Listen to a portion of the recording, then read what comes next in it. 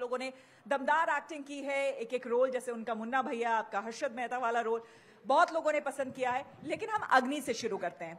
ये बताइए, नई मूवी आ रही है और वाकई पहली बार मुझे भी बड़ी इंटरेस्टिंग लगी कि पहली बार इस थीम को लेकर के लोगों के सामने आना। प्रतीक, अगर आप बताएं तो ये कितना चैलेंजिंग था? चैलेंजिंग से ज्यादा बहुत ही एक्साइटिंग था हम सबके लिए, और मैं पूरी टीम के बिहाफ में कहना चाहूंगा कि जब ये कहानी आई हमारे पास तो हम सब ने यही सोचा कि बचपन से हमने पुलिस पे कहानियां देखी हैं, आर्मी पे कहानियां देखी हैं, पर ये हमारे बीच में रहते ऐसे हीरोज हैं, ऐसे रियल लाइफ हीरोज हैं जिनकी कहानी हमने कभी बड़े पर्दे पर देखी नहीं है। हमने कभी इनके बारे में कोई फिल्म नहीं देखी है। So I guess this is India's first ever film on fire fighters. ये भी बहुत बड़ी बात है, इंडिया में पहली बार इस तरह की फायर फाइटर्स के ऊपर फिल्म बन रही है। जोरदार तालियां उनके लिए हो जाए भाई, क्योंकि जब भी ऐसी मुसीबत आती है टेलीविजन पर हम बता रहे होते हैं कि देखिए इस वक्त की सबसे बड़ी खबर आई है, सारे फायर फाइटर्स आ गए हैं, फायर टेंडर्स आ गए हैं और किस तरह से लोगों को बचाया जा रहा है। लेकिन उसके पीछे हम तो खबर बता रहे होते हैं, लेकिन लोग जो काम कर रहे होते हैं अपनी जान को जोखिम में डालकर, उनको वाकई सल्यूट बनता है। दिव्येंदु, ये बताइए, हमारी तरह आप लोगों ने भी सुना ही होगा, देखा ही होगा, खबरों में देखा होगा, लेकिन जब आपको पता चला कि इस तरह का रोल आप प्ले करने वाले हैं, आपको सबसे पहले सुन के लगा क्या कि मुझे श्वेता सबसे एक अहम बात जो समझ आई वो ये थी कि जब कहीं भी आग लगती है तो ह्यूमन इंस्टिंक्ट जो होता है वो आग से दूर भागने का होता है। ये फायर फाइटर्स होते हैं जो आग की तरफ भागते हैं, तो वो इतनी हीरोइक और इतनी करेजियस बात है कि उसके लिए दिल से सैल्यूट होता है। और जो अग्नि का आपने ट्रेलर देखा, इसमें मैं एक पुलिस कॉप का रोल अदा करता हूं, जो कि एक बहुत मजेदार एक कॉन्फ्लिक्ट है। क्योंकि जब हम बात करते हैं कभी आर्म फोर्सेस की, तो हम पुलिस, मिलिट्री, आर्मी, नेवी की बात करते हैं, हम कभी भी फायर फाइटर्स की बात नहीं करते हैं। उनको इतनी ना इज्जत मिलती है और ना ही इतना महत्व मिलना चाहिए वो मिलता है। तो मुझे लगा ये बहुत एक बढ़िया तरीका होगा, एक बहुत बढ़िया फिल्म होगी कि लोगों का ध्यान थोड़ा इस तरफ भी दिखाया जाए। एंड मोर देन दैट, वो तो चलिए एक बैकड्रॉप है हमारी फिल्म का। सबसे मजेदार बात मुझे लगी थी कि स्क्रिप्ट पढ़ के मुझे बहुत मजा आया था, क्योंकि इट्स अ थ्रिलर। कहीं एक कोई इंसान है जो कि आग लगा रहा है और उसको कैसे इस गुत्थी को सुलझाते हैं, और वहां कैसे फायर फाइटर्स और पुलिस, ये दोनों फोर्सेस कंबाइन होती हैं to get the common evil. तो प्रतीक, आप शायद बेहतर बताएंगे जो बात दिव्येंदु ने की कि वाकई हमारा ये इंस्टिंक्ट होता है कि घर में भी कहीं पे अगर आग लग जाए तो हम दूर भागते हैं उससे, राइट? और फायर फाइटर्स ऐसे होते हैं, वो सीधे उसी में जाते हैं, उन्हीं के बीच जाते हैं और उसको बुझाना इतना बड़ा टास्क। तो सुनने में जैसा लगता है ना, बाकी जब आप लोगों को सिनेमा पे परफॉर्म करना होता है तो until and unless you feel it, आप नहीं कर पाते। क्या किया, कितनी मेहनत की इस रोल के लिए? बहुत ही सही बात कही आपने कि ये एक ऐसा शिफ्ट था जो ना कि सिर्फ फिजिकल ट्रेनिंग से अचीव किया जा सकता है, but I had to touch their mental abilities, the way they think, कि कौन सा ऐसा इंसान होता है और अगर ऐसे इंसान है तो उनके अंदर ऐसा क्या चल रहा है जो आग को देख के अंदर जाने की सोचते हैं, और वो भी ऐसी जगह पर जहां उन्हें नहीं पता है कि अंदर क्या होगा, कहाँ तेल है, कहाँ शॉर्ट सर्किट हो सकता है, कहाँ पानी है, कुछ नहीं पता। ये जो ट्रेलर में चल रहा था, आप लोगों में सुना होगा, और अक्सर हम ऐसा करते हैं कि सीढ़ियों पे बैग रखा हुआ है, साइकिल रखा हुआ है, तमाम चीजें रखी हुई है, और जब आग लगती है तो फायर फाइटर्स को वहीं से चल के जाना होता है, राइट? मतलब हम अपनी रोजमर्रा की लाइफ में इतने घुस चुके हैं कि कॉमन सेंस को बहुत ही पीछे छोड़ दिया है हमने, और ये तभी याद आता है जब कहीं कोई हादसा होता है। मतलब मैं हमेशा यही कहता हूं कि हम एक ऐसी कंट्री है जहां पर लोगों को हेलमेट पहनाने के लिए पुलिस को खड़ा रहना पड़ता है, तो आपकी सेफ्टी के लिए आप पर ही फाइन लगाना पड़ता है। तो अगर हम ऐसे देश की और ऐसी जगह पर हम बात कर रहे हैं, वहां पर फायर फाइटर्स और उसकी कॉमन सेंस को ध्यान में रख के रोज की जिंदगी में जीना बहुत ही आई गेस डिफिकल्ट लगता है लोगों को। जब मैंने उन लोगों से बात की, उनके परिवार वालों से बात की, तो उनकी एक लाइन मुझे इतनी छू गई।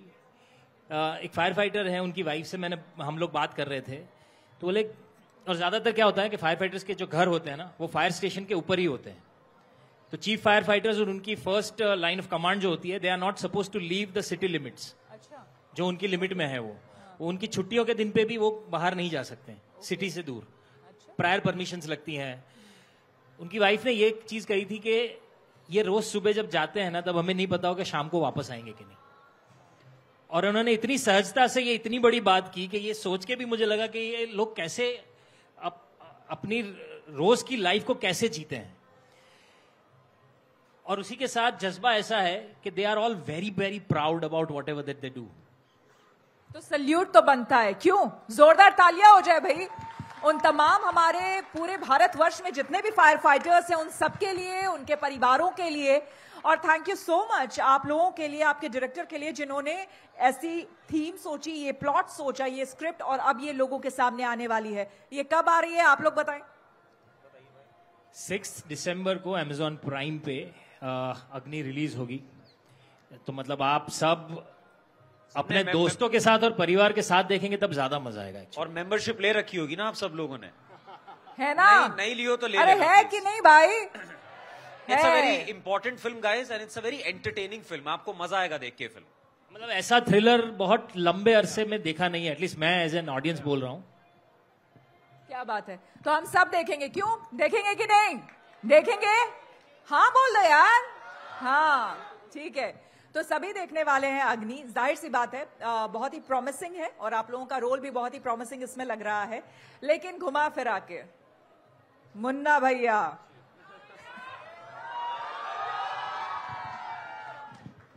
ऐसे तो बात नहीं ना चलेगा।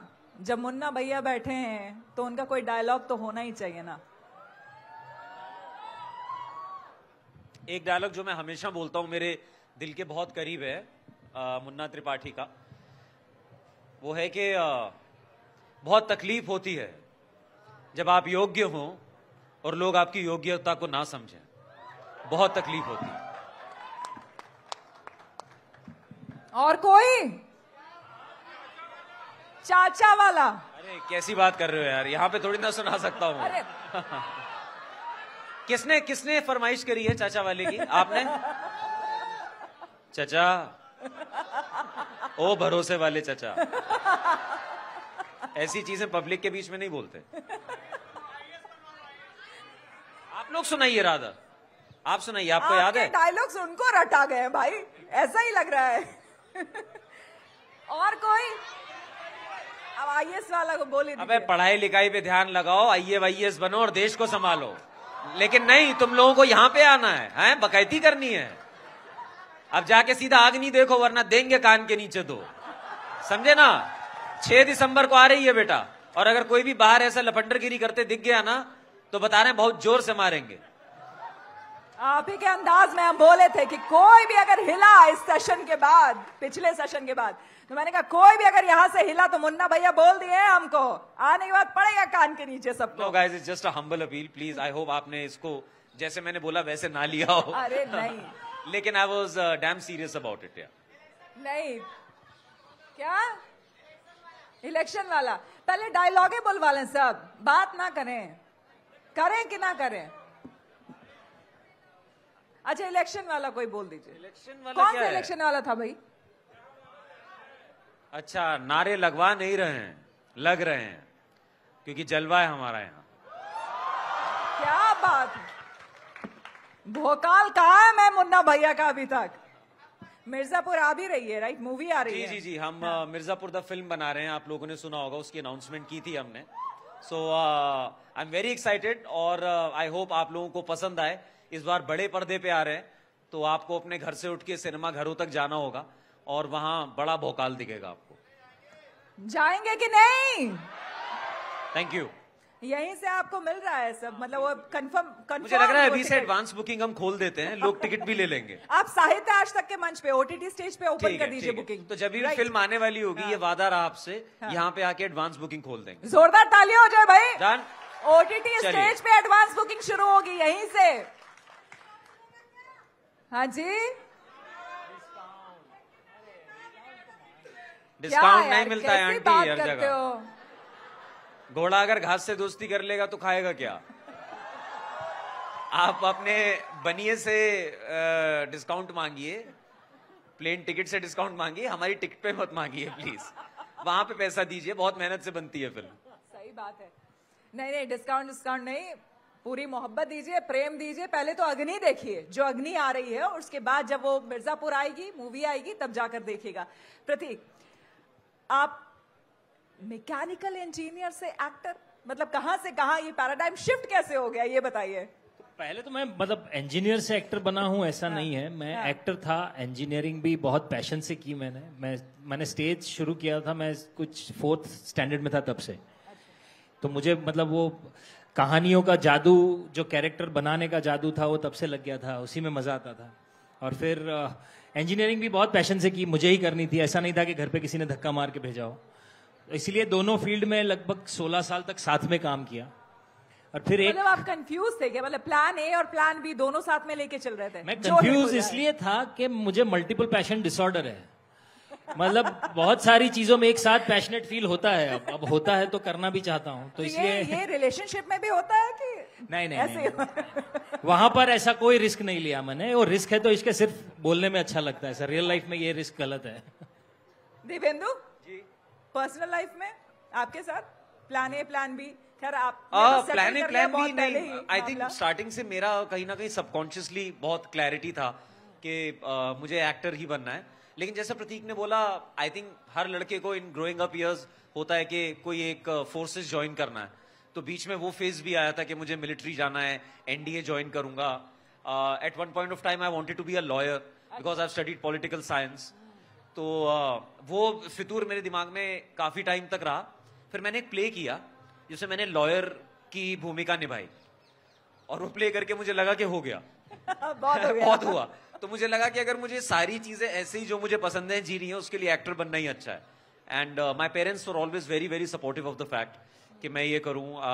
सो स्कूल से ही, जैसा प्रतीक ने बोला, छोटे से ही जो स्टेज पे हम लोग वो पेड़ बनते हैं, भालू बनते हैं बच्चे, वहां से शुरुआत हो गई थी। फिर उसके बाद प्रेमचंद की कहानियां हो, 1 एक्ट प्लेज हो, फुल लेंथ प्लेज हो, तो बस वहां से शुरू। बिल्कुल। और आप चूंकि केएमसी के स्टूडेंट रहे हैं, जी, जी। तो उसमें प्लेयर्स ग्रुप है एक। जी हाँ, बिल्कुल है। वहां से आपने शायद and I was very fortunate कि मैं प्लेयर्स का भाग रहा। हमारे स्टाफ एडवाइजर हैं केवल अरोड़ा, जो कि जिन्होंने अपना पूरी जिंदगी, जिसको हम कह सकते हैं, वो उस कॉलेज को समर्पित की है, प्लेयर सोसाइटी को समर्पित की है। And I have learned a great deal there. यहाँ कोई केएमसी का है क्या? Oh wow, hi, your players also. Wow, thank you so much. क्या बात है। प्लेयर्स के हैं वो भी, प्लेयर्स में है। क्या बात है, क्या बात है। या प्लीज। अरे वहां माइक में पूछिए। तू फोन से पूछ रहा है क्या क्वेश्चन? हाँ, रिकॉर्ड कर रहा हूँ सर। रिकॉर्ड कर रहा हूँ। रिकॉर्ड यहाँ पे भी हो रहा है, वैसे मिल जाएगा। मेरा क्वेश्चन है कि जब आप कॉलेज टाइम में थे तब क्लास बंक करते थे क्या? बिल्कुल नहीं, कभी नहीं, सारी क्लासेस करता था। इसीलिए आपको 7 साल लगे प्रपोज करने में? ओ, नहीं है वो थोड़ी बहुत क्लासेस कभी मिस हो जाती थी, ड्रामेटिक्स को देना पड़ता था। लेकिन हमारा कट ऑफ टाइम जो होता था वो जनवरी होता था। तो जैसे ही जनवरी लगता था, वो 3 महीने सारा पूरा साल का कवर करना होता था। और उसके बीच में जब भी मौका मिलता था, I was more than happy to attend classes because like I said, मुझे पॉलिटिकल साइंस बहुत पसंद था and I was studying political science honours. तो मुझे क्लासेस में भी उतना ही मजा आता था जितना प्लेयर्स में। नहीं दिव्येंदु, वो तो ठीक है, लेकिन ये बताइए, जो एक्टर्स होते हैं ना, वो कहते हैं कि अपनी भावनाओं को जब तक आप अभिव्यक्ति ही इसमें होती है, राइट? आपका कोई कैरेक्टर होता है और उसको आप एक्सप्रेस करते हैं। सर तो एक सेकंड सर, तो पर्सनल लाइफ में इतनी क्यों परेशानी हो गई? मतलब 7 साल लग गए कॉलेज में ही वो लड़की, और उसके बाद भी उसको कह नहीं पाए, क्या हो गया? तो बात ये थी, बिकॉज माई वाइफ आकांक्षा, उनके बारे में बात हो रही है। So she was my very very dear friend, very good friend. तो मुझको हमेशा ये था कि यार बहुत अच्छी दोस्त है, और मुझे उनके लिए लेटर ऑन फीलिंग्स थोड़े आने लगे, more than friendship. I was romantically inclined. लेकिन मुझे हमेशा डर ये लगता था कि इस चक्कर में हमारी दोस्ती ना खराब हो जाए। तो आई स्टिल फील कि हमारे रिलेशनशिप का जो सबसे अहम बात है वो हमारी दोस्ती है। तो इसलिए वो 7 साल का लंबा जो सफर था वो मैंने किया। तो वो क्रॉस, एक आइस ब्रेक उन्होंने ही कर दिया, या फिर आप, मतलब प्रपोज किसने पहले किया? देखिए, वो कुछ टाइम तक तो नहीं मान रही थी, फिर मेरे चाम के आगे कुछ कर नहीं पाई। Oh God! हथियार डाल दिए। How charming you are! अभी भी वो ऐसे ही बोलती है? I mean, मैं रोज उनके सामने ऐसी हरकतें करता रहता हूँ और मुझे कहती हैं अच्छा, ज्यादा नहीं, आराम से आराम से। प्रतीक, आपके साथ ऐसा कुछ? मेरे साथ ऐसा कुछ मतलब पर्सनल लाइफ में नहीं, मैं एक बार पृथ्वी फेस्टिवल में 2000 नहीं, एक बात बताइए, वो तो किस्से होते हैं, वो तो लिखी हुई चीजें होती है जो आप हर जगह बताते हैं। ये बताइए, गुजराती है ना, सूरत से है ना? मैं हाँ है ना? डांडिया नाइट गए वहाँ? बहुत बार। कितने किस्से होते हैं वहाँ? दांडिया नाइट में किस्से बहुत होते हैं, बहुत किस्से। मेरे साथ एक भी नहीं हुआ, वो बात अलग है। यही मैं पूछ रही थी, कोई किस्से नहीं हुए? कभी नहीं हुआ है। Don't be shy and don't lie. Dandiya night में सेल्स बढ़ जाती हैं, यू नो ना। पर हमने तो मतलब हम लोगों ने जो दांडिया नाइट्स देखी हैं वो शायद पहले तो वो जिसे गुजराती में शेरी गरबा बोलते हैं, जो विदाउट टिकट होता था, उसमें बहुत मजा आता था। टिकट के बाद तो फिर हमारा पूरा ध्यान टिकट जुगाड़ने में ही चला जाता था कि कोई मुफ्त में टिकट दे दे, किसी के चाचा, किसी के कोई कहीं से टिकट दे दे, बस उसी में पूरी नवरात्रि निकल जाती थी। लेकिन जाते जरूर थे। जाते जरूर थे। ताली हो जाए यार, कैसे बात कर रहे हो? गुजरात, यहाँ का कोई गुजरात का है यहाँ पर? कहीं ना कहीं तो मिल ही जाएंगे। है 2-3 यहाँ नजर आ रहे हैं। अरे माइक दे दीजिए, बीच बीच में सवाल भी लेते रहे, उनका भी मन कर रहा है बात करने का। मुन्ना भैया, एक चीज बताओ, जब आपने मिर्जापुर में जो रोल किया है और अग्नि में जो रोल किया, तो जो आपको गपागप में रोल करने में आपने पिक परफॉर्मेंस दिया या अग्नि में फायर फाइटिंग में पिक परफॉर्मेंस दिया, कौन से परफॉर्मेंस में आप कंफर्टेबल थे, गपागप में और फायर फाइटिंग में? ये गपागप, मैंने एक्टिंग की पढ़ाई की है, मैंने गपागप कभी नहीं पढ़ा। ये कौन सा स्कूल ऑफ एक्टिंग है मुझे पता नहीं, लेकिन मुन्ना भैया ये इनोवेशन है, जी जी, क्रिएशन है, ये क्रिएशन है, ये आपकी क्रिएशन है, ये आर्टिफिशियल इंटेलिजेंस है, बिल्कुल। धन्यवाद सर, बहुत धन्यवाद। लेकिन आप इंसान असली हैं, आर्टिफिशियल तो नहीं है ना? नहीं, ठीक है। आप आर्टिफिशियल है, मैं भी आर्टिफिशियल हूँ, दोनों। अरे नहीं, कैसी बात कर रहे हैं? सवाल का जवाब भी आप ही दे दीजिए। चलिए मैं दे देता हूँ। हमें ये तो गपागप अच्छा लगा आपका, गपागप में बहुत बढ़िया परफॉर्मेंस जी। अभी क्योंकि शायद आपने अग्नि देखी नहीं है, तो प्लीज अग्नि भी देखिए, उसमें भी आपको पसंद आएगा। उतनी मेहनत और शिद्दत से काम किया है। मिर्जापुर में पिक परफॉर्मेंस। थैंक यू जी, थैंक यू। एडवांस बुकिंग कर लेंगे। हाँ, थैंक यू। बिल्कुल यहीं पे होगी बुकिंग, बता चुके हैं ना, आके टिकट ले लीजिएगा, डिस्काउंट मिल रहा होगा तो वो भी दे देंगे हम। गपागप, ये याद रहेगा मुझे। गपागप एक्टिंग। हाँ, वे sorry. It's a humble request from my side. Can I dance with you? Can you? Can I dance with you? Dance? With all of you, yes. I'm not a very good dancer. You have to dance. We can try. Okay. I'm not also a good dancer. We can try. Divendu. All of us. Then it will be damn embarrassing for both of us. You can't dance, I can't dance. आप क्यों चाहती हैं? दिल्ली में मेरा शहर है, मेरा home town है, यहाँ पे। Still, everyone will enjoy here. देखिए, वो हंसेंगे तो एंजॉय तो करेंगे ही हम पे। दिवेंदु, थोड़ा बहुत तो हर कोई डांस कर ही लेता है। डांस कर ही लेता है, लेकिन गाना आपकी पसंद का आप बताइए। नहीं, गाना आप ही चूज करिए। अच्छा चलिए, कौन से गाने पे इनके साथ डांस करना चाहती हैं? ये दिल मेरा प्यार का दीवाना। ओह माय गॉड, ये दिल नहीं, ये गाना नहीं है भाई, ये हमारे पास गाना नहीं है, सो नहीं। यहाँ पे राइट्स का भी तो चक्कर हो। तौबा तौबा पे हो सकता है, हुस्न तेरा तौबा तौबा। Is it okay? आ जाइए वही लगवा मैं डांस तभी करूंगा जब प्रतीक भी हाँ बोलेगा, ये भी ज्वाइन करेगा। देखिए भाई, अगर बेइज्जती हो ही रही है अकेले क्यों? मेहता को भी नाचना पड़ेगा, दोस्त की भी हो ना। हर्षद मेहता को भी नाचना पड़ेगा, ऐसे थोड़ी चलेगा।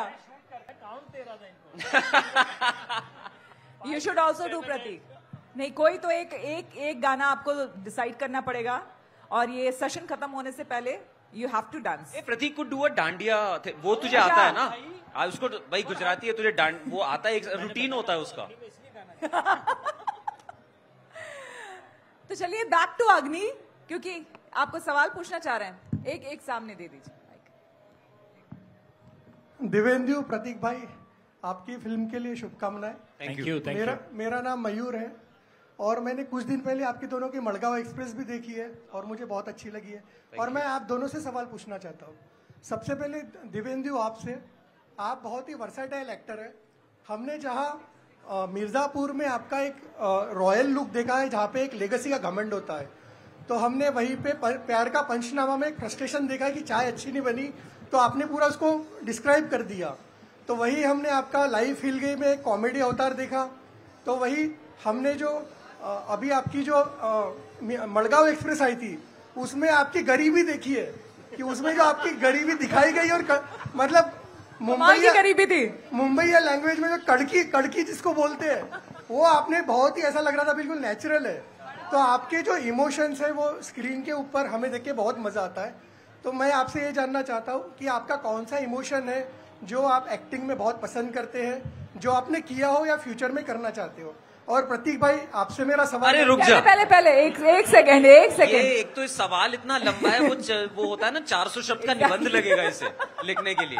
बट फर्स्टली थैंक यू, आपने इतने तहे दिल से सारी चीजों को बताया, आपने तारीफ करी, बीच में मुझे थोड़ी बेइज्जती भी फील हुई, बट कोई बात नहीं।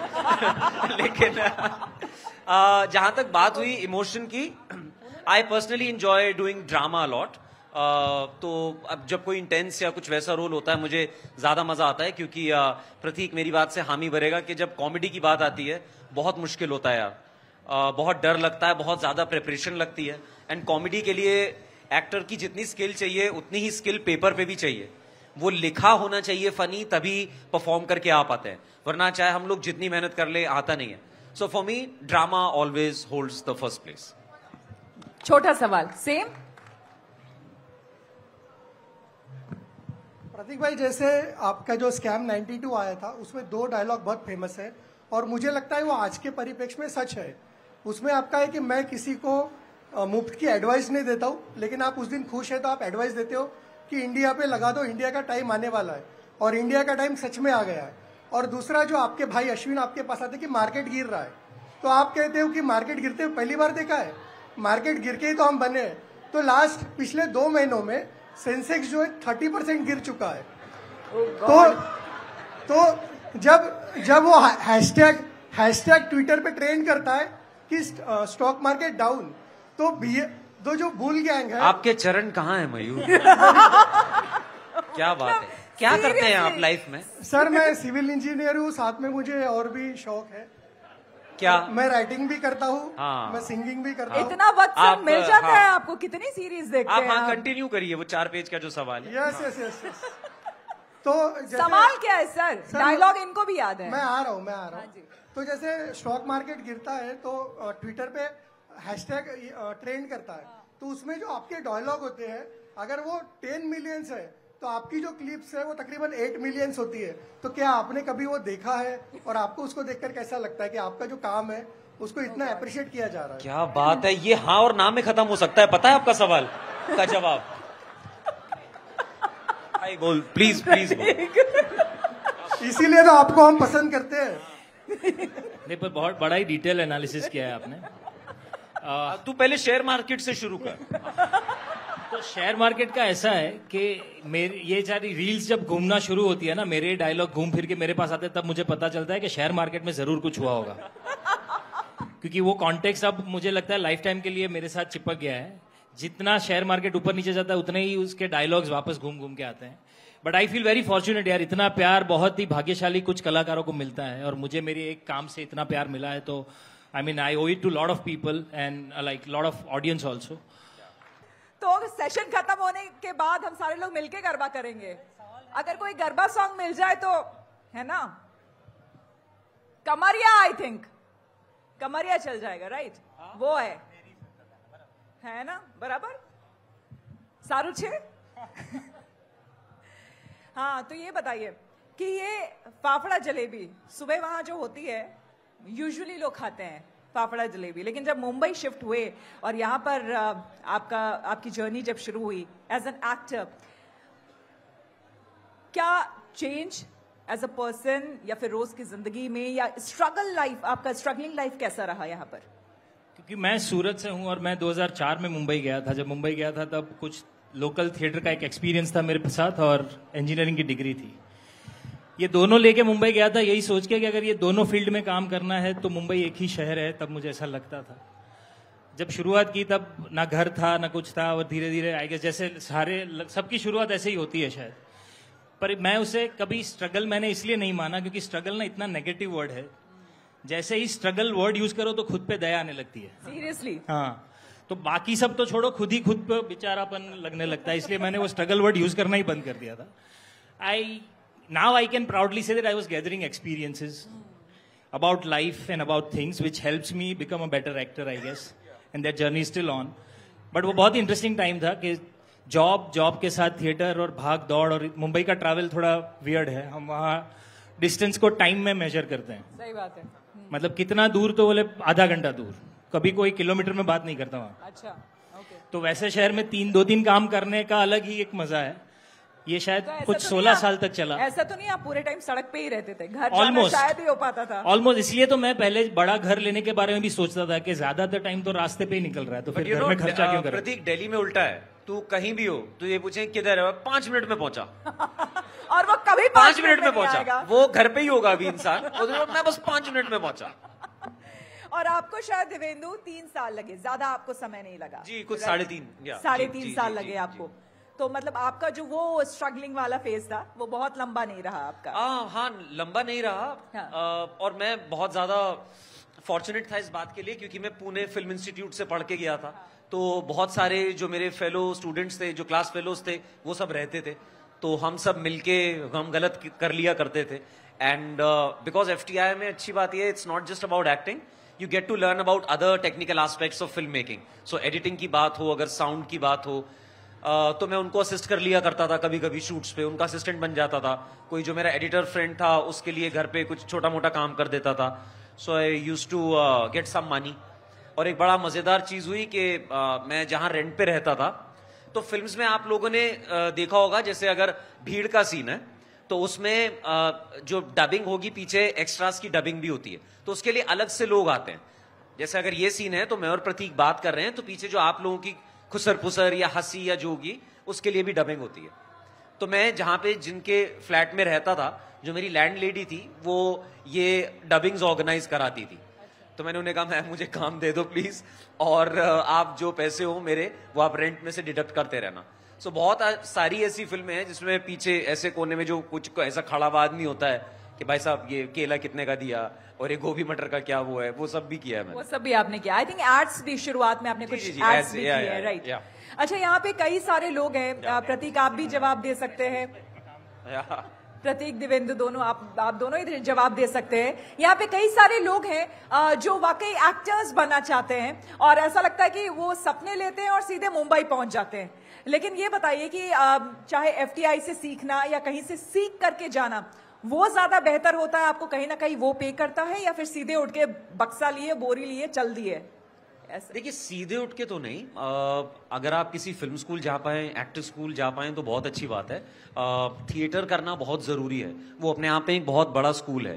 तो प्लीज कभी शीशे में शक्ल देख के मत सोचना कि एक्टर बनते हैं।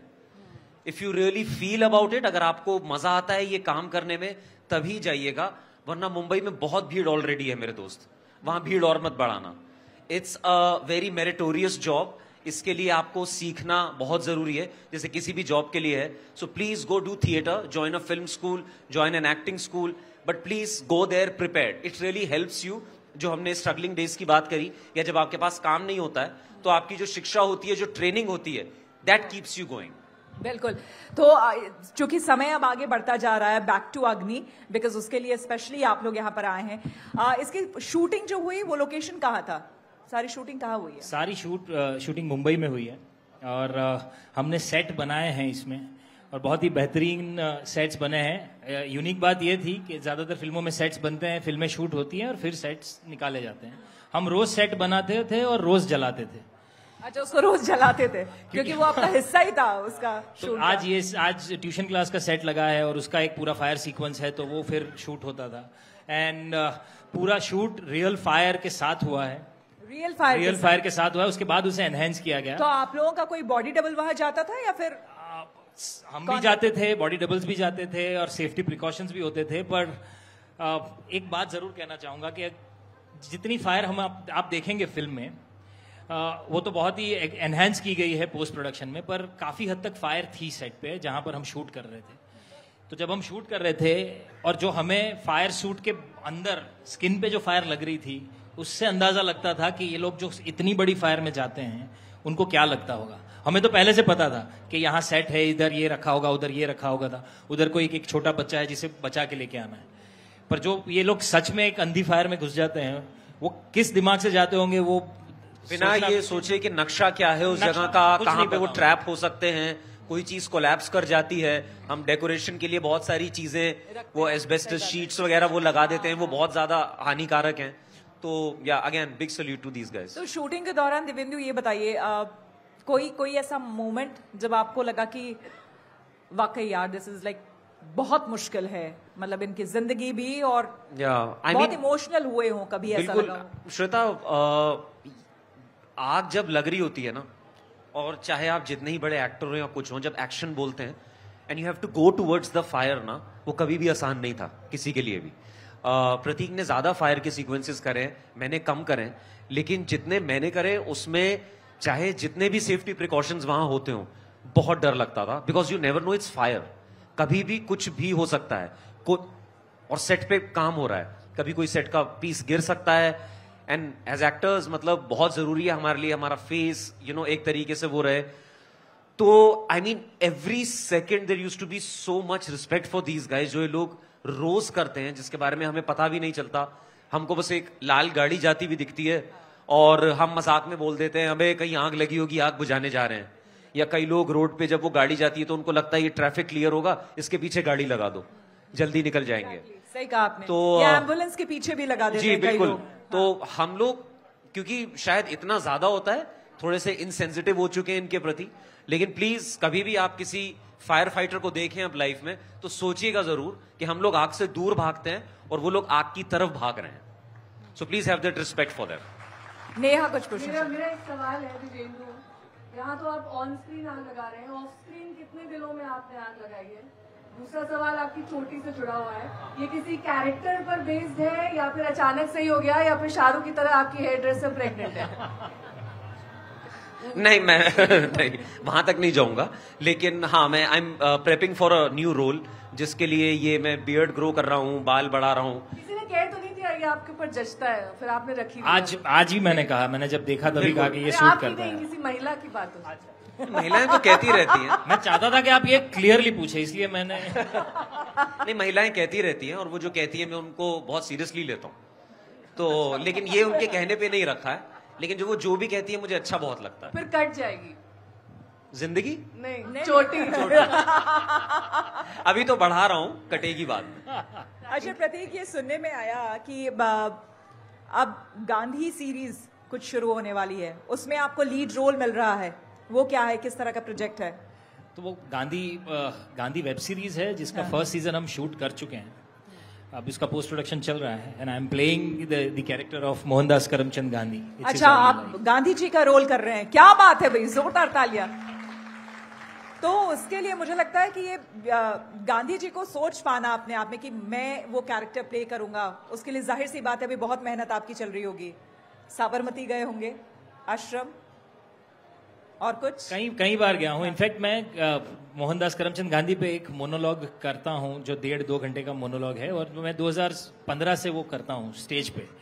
तो कुछ लिहाज से तो मैं शायद इसके लिए 8-9 साल से प्रेप कर रहा था, बिना जाने के कभी ऐसा मौका भी मिलेगा कि स्क्रीन पे गांधी परफॉर्म करने मिलेगा। और उसके चलते काफ़ी कुछ पढ़ने का मौका मिला, काफ़ी लोगों से मिला, काफ़ी ऐसे स्कॉलर से मिला जिन्होंने गांधी पे बहुत रिसर्च किया हुआ है। काफ़ी उनके बारे में एक ऐसी जानकारी मिली जो शायद हमें कभी पढ़ाई नहीं गई, ना हमने कभी जानी है। चलिए, तो गांधी के लिए भी आपको ढेर सारी शुभकामनाएं, जोरदार तालियां हो जाए भाई। Thank you. क्योंकि हर्षद मेहता के कैरेक्टर को भी आपने बखूबी प्ले किया था और अब गांधी के रूप में हम देखेंगे। तो चूंकि टाइम सब हम पढ़ चुके हैं, सामने लिखा गया है, तो हमें यहाँ टाइम अप करना पड़ेगा।